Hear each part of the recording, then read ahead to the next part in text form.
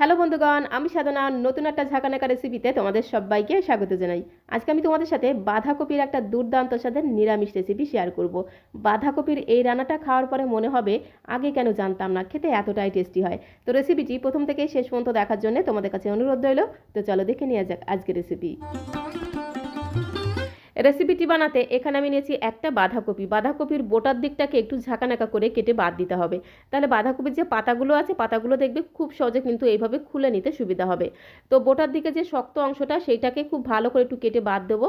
তারপরে এইভাবে একটু টান দিলেই দেখো কত সহজে বাঁধাকপির যে পাতাগুলো আছে সেগুলো দেখো বেরিয়ে আসছে। একটু সাবধানে আস্তে আস্তে ধীরে ধীরে প্রত্যেকটা বাঁধাকপির পাতাগুলোকে এইভাবে একটু বের করে নিতে হবে যাতে পাতাগুলো ছিঁড়ে না যায়। তো বাঁধাকপির পাতার উপরে দেখবে এরকম একটা শক্ত ডাঁটির মতো অংশ থাকে, সেই অংশটাকে একটু কেটে বাদ দিয়ে দিলে কি হবে, রেসিপিটা বানাতে সুবিধা হবে। তো এইভাবে আমি যতগুলো বাঁধাকপির পাতা নিয়েছি প্রত্যেকটা পাতার উপরে এই শক্ত অংশটাকে একটু কেটে বাদ দেবো। তো তারপরে দেখো প্রত্যেকটা বাঁধাকপির পাতাগুলোকে খুব সুন্দর করে জল দিয়ে ধুয়ে নিয়েছি। তো এখন এই পাতাগুলোকে আমি একটু ভাপিয়ে নেব। তার জন্য সরাসরি চলে আসলাম কড়াইয়ের কাছে। গ্যাসের ফ্লেমটা অন করে দিয়ে আগে থেকে একটা কড়াইতে আমি বেশ কিছুটা জল গরম হতে বসিয়ে দিয়েছিলাম। জলটা যখন অল্প অল্প গরম হতে শুরু করেছে তখন এই বাঁধাকপির পাতাগুলোকে খুব সাবধানে গরম জলের মধ্যে দিয়ে দিতে হবে।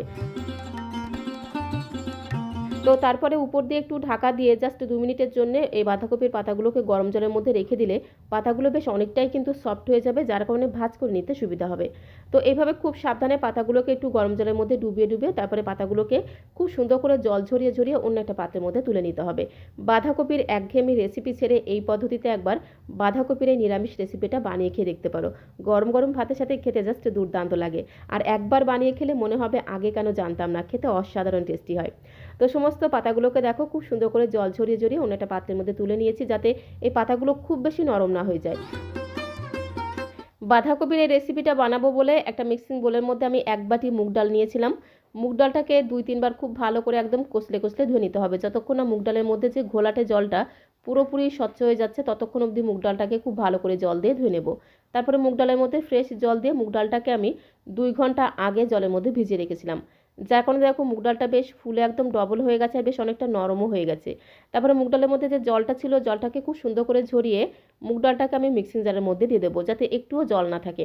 তো তারপরে আমি এর মধ্যে 1 ইঞ্চি মতো আদাকে একদম ঝিরিঝিরি করে কুচি করে দিয়ে দিলাম, তার সাথে দিয়ে দিলাম 2টো কাঁচা লঙ্কা। কোনো রকম জল দেবো না, জল ছাড়াই কিন্তু মিক্সিং জারের ঢাকনাটা বন্ধ করে একদম মিহি করে মুগ ডালটাকে পেস্ট করে নিতে হবে। যতটা সম্ভব এরকম করে একদম শুকনো শুকনো করে পেস্ট করে নিতে হবে। আর মুগ ডালটা ভিজিয়ে রাখার কারণে মুগ ডালটা বেশ একটু নরম হয়ে যায়, জল দিতে লাগে না। এইভাবে একটু পেস্ট করে নিলেই দেখবে খুব সুন্দর একদম মিহিভাবে পেস্ট হয়ে যাবে। তো মুগ ডালটাকে ঠিক এরকম করে একদম মিহি করে পেস্ট করে নিতে হবে। তো তারপরে আমি এর মধ্যে স্বাদ মতো দিয়ে দিলাম একটু লবণ, পরিমাণ মতো দিয়ে দেবো সামান্য পরিমাণে একটু হলুদের গুঁড়ো, একদমই অল্প পরিমাণে দিয়ে দেবো একটু জিরের গুঁড়ো, তার সাথে দিয়ে দেবো একটু ধনিয়া গুঁড়ো। সমস্ত গুঁড়ো মশলাটা কিন্তু একদমই অল্প পরিমাণে দিলাম। আর স্বাদের ব্যালেন্সের জন্য সামান্য পরিমাণে দিয়ে দেবো একটু চিনি। এবারে সমস্ত গুঁড়ো মশলাটা মুগ ডালের পেস্টের সাথে খুব ভালো করে ঘোটানাটা করে মিশিয়ে নিতে হবে। চামচের সাহায্যে দেখো খুব ভালো করে গুঁড়ো মশলাটাকে মুগ ডালের পেস্টের সাথে মিশিয়ে একটা সাইডে আমি রেখে দিলাম।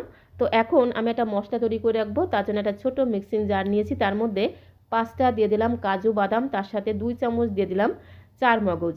আর আমি এর মধ্যে দিয়ে দেবো 2টো কাঁচা লঙ্কা। তবে ঝালের পরিমাণটা তোমরা যে যেমন ঝাল খেতে পছন্দ করবে সেই অনুসারে এখানে কাঁচা লঙ্কাটা অ্যাড করে দেবে। সাথে 1/2 ইঞ্চি মতো আদাকে একদম ঝিরিমিরি করে কুচি করে দিলাম। তার সাথে একটা মিডিয়াম সাইজের লাল টুকটুকে পাকা টমেটোকে একটু ছোটো ছোটো পিস করে কেটে দিয়ে দিলাম। অল্প পরিমাণে জল দিয়ে মিক্সিং জারের ঢাকনাটা বন্ধ করে সমস্ত কিছুকে একদম মিহি করে পেস্ট করে নিতে হবে। তো এখন আমি বাঁধাকপির পাতাগুলোকে রেডি করে নেব। তার জন্য একটা করে বাঁধাকপির পাতা একটা প্লেটের মধ্যে আমি রেখে দেবো। তারপরে মাঝখান থেকে দুফালি করে বাঁধাকপির পাতাটাকে আমি কেটে নিচ্ছি। তোমরা চাইলে কিন্তু গোটা একটা বাঁধাকপির পাতার মধ্যেও কিন্তু এইভাবে রেসিপিটা বানাতে পারো। আমি একটু ছোটো ছোটো করে তৈরি করব, তাই এইভাবে মাঝখান থেকে দুফালি করে কেটে নিলাম। আর পাতার মধ্যে যে শক্ত ডাটির মতো অংশটা এটাকে কিন্তু কেটে বাদ দিতে হবে, তাহলে ভাজ করে নিতে সুবিধা হবে। তো দেখো পাতাটাকে আমি মাঝখান থেকে একটু দুফালি করে কেটে নিয়ে একটু ছোটো করে নিলাম।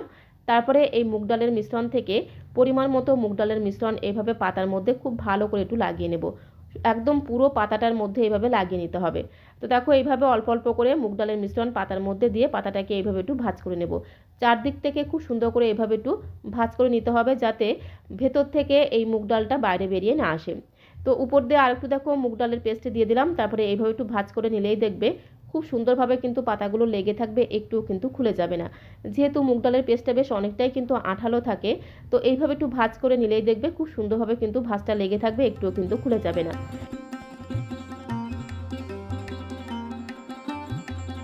ঠিক একই রকমভাবে আরও একটা পাতা আমি রেডি করে নিচ্ছি। 1 থেকে 1.5 চামচের মতো মুগ ডালের পেস্ট পাতার মধ্যে দিয়ে ডালের পেস্টটাকে এইভাবে একটু ছড়িয়ে দিতে হবে। উপর দিয়ে আরও একটু দেখো ডালের পেস্ট দিয়ে দিলাম, তারপরে চারপাশ থেকে এইভাবে একটু ভাঁজ করে দিতে হবে। আর যেহেতু মুগ ডালের পেস্টটা প্রচণ্ড আঠালো হয়, এইভাবে একটু ভাঁজ করে দিলেই দেখবে খুব সুন্দরভাবে কিন্তু লেগে থাকবে। আমি এইগুলোকে একটু ছোটো ছোটো করে তৈরি করছি, তোমরা চাইলে কিন্তু গোটা একটা বাঁধাকপির পাতার মধ্যে দিয়েও কিন্তু এইভাবে তৈরি করে নিতে পারো, তাতে কোনো সমস্যা নেই। তো দেখো একে একে বেশ অনেকগুলো পুরভরা পাতা আমি রেডি করে নিয়েছি। আর 1 চামচের মতো মুগ ডালের পেস্ট আমি রেখে দিয়েছি, এটা আমি পরে ব্যবহার করব। কখন ব্যবহার করতে হবে সেটা আমি তোমাদের পরে দেখিয়ে দিচ্ছি। তো এখন এগুলোকে একটা সাইডে আমি রেখে দিলাম। তো তারপরে দেখো সরাসরি চলে আসলাম কড়াইয়ের কাছে। আমি একটা ভাজা মশলা রেডি করে নেব। তো তার জন্য এখানে আমি 2 চামচ নিয়েছি গোটা ধনিয়া, সাথে 2 চামচ নিয়েছি জিরে, বেশ কিছুটা নিয়েছি লবঙ্গ, দারচিনি আর এলাচ নিয়েছি, সাথে 2টো শুকনো লঙ্কা নিয়েছি। তো এগুলোকে আমি শুকনো কড়াইতে দিয়ে একটু নেড়েচেড়ে ভেজে নেব।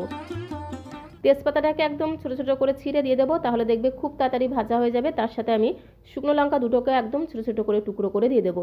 তারপরে গ্যাসের ফ্লেমটা মিডিয়াম টু লোতে রেখে খুব সুন্দর করে ঘোটানাটা করে একটু ধীরে ধীরে সময় নিয়ে গোটা মশলাটাকে একটু ভেজে নিতে হবে। খুব বেশি কিন্তু একদম পোড়া পোড়া করবো না, খুব সুন্দর মুচমুচে হবে, সাথে দারুণ একটা ঘ্রাণ বেরোবে, ততক্ষণ অবধি ভেজে নিতে হবে। তো দেখো গোটা মশলাগুলোকে ভেজে একটা প্লেটের মধ্যে আমি নামিয়ে রেখে দিলাম। তারপরে ওই কড়াইতে আমি 2 থেকে 3 চামচের মতো দিয়ে দিলাম সর্ষের তেল। তেলটা যখন একটু গরম হয়ে যাবে, খুব সুন্দর করে এইভাবে কড়াইটাকে ধরে একটু ঝাঁকানাকা করে দিতে হবে, যাতে তেলটা এই কড়াইয়ের সারা গায়ে লেগে যায়। তারপরে যে পুরভরা পাতাগুলো আমি রেডি করে রেখেছিলাম, সেই বাঁধাকপির পাতাগুলোকে একে একে গরম তেলের মধ্যে দিয়ে দিতে হবে। গ্যাসের ফ্লেমটা কিন্তু বাড়ানো যাবে না, গ্যাসের ফ্লেমটা লো টু মিডিয়ামের মাঝামাঝি রেখে কিন্তু পুরভরা পাতাগুলোকে এপিট ওপিট উল্টে পাল্টে একটু ভেজে নেব। একটু ধীরে ধীরে ভেজে নিলে কিন্তু ভেতরে যে মুগ ডালের পেস্টটা দিয়ে আছে, মুগ ডালের পেস্টটাও কিন্তু খুব সুন্দরভাবে সেদ্ধ হয়ে যাবে, খেতেও কিন্তু দারুণ লাগবে। তো একটা পিঠ যখন ভাজা হয়ে যাবে, তখন উল্টে পাল্টে বাকি পিঠগুলোকে একটু ভেজে নেব। গ্যাসের ফ্লেমটা কিন্তু একদমই বাড়ানো যাবে না, লো টু মিডিয়ামের মাঝামাঝি রেখে কিন্তু এইভাবে পুরভরা বাঁধাকপির পাতাগুলোকে ভেজে নিতে হবে। আর ভাজতে ভাজতেই দেখবে কি সুন্দর একটা ঘ্রাণ তোমরা পাবে। এপিট ওপিট উল্টে পাল্টে বেশ একটু সময় নিয়ে পাতাগুলোকে ভেজে নিতে হবে।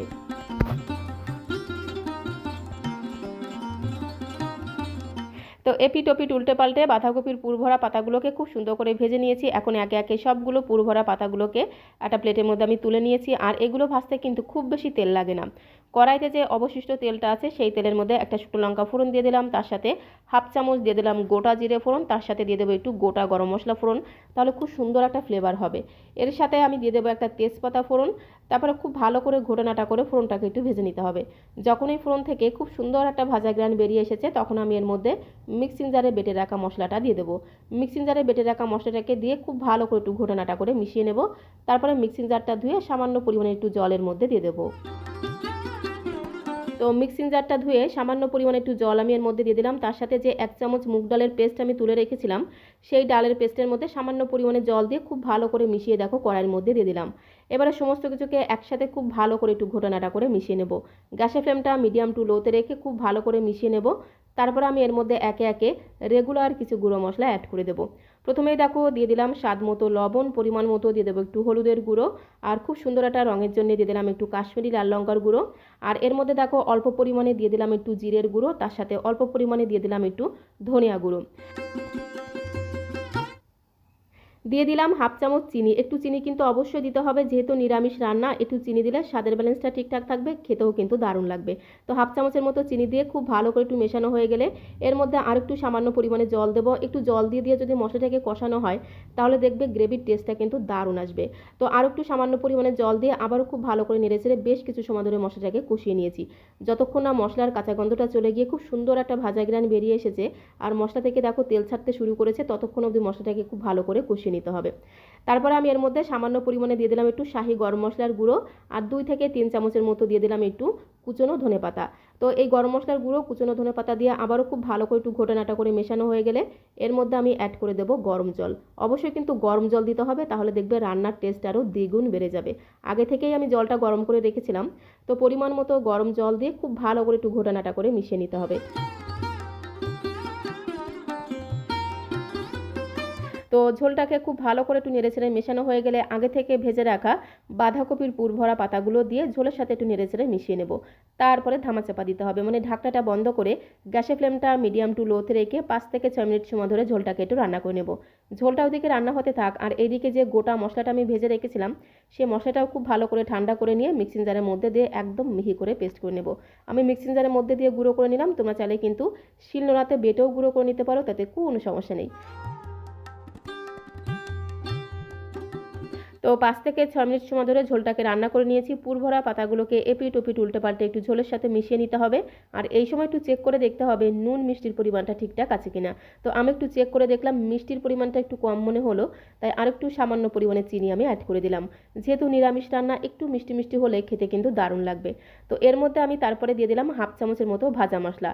বাঁধাকপির এই রেসিপিতে ভাজা মশলাটা কিন্তু অবশ্যই দিতে হবে, আর এই ভাজা মশলাটা দেওয়ার কারণে কিন্তু স্বাদ আর গন্ধ দ্বিগুণ বেড়ে যাবে। এর মধ্যে আরেকটু ভাজা মশলা আমি অ্যাড করে দিলাম। তারপর খুব ভালো করে একটু ঝোলের সাথে নেড়েচেড়ে মিশিয়ে নেব। ভাজা মশলাটাকে ঝোলের সাথে একটু নেড়েচেড়ে মেশানো হয়ে গেলে আবার একটু ঢাকা দিয়ে 3 থেকে 4 মিনিট সময় ধরে ঝোলটাকে একটু রান্না করে নেব।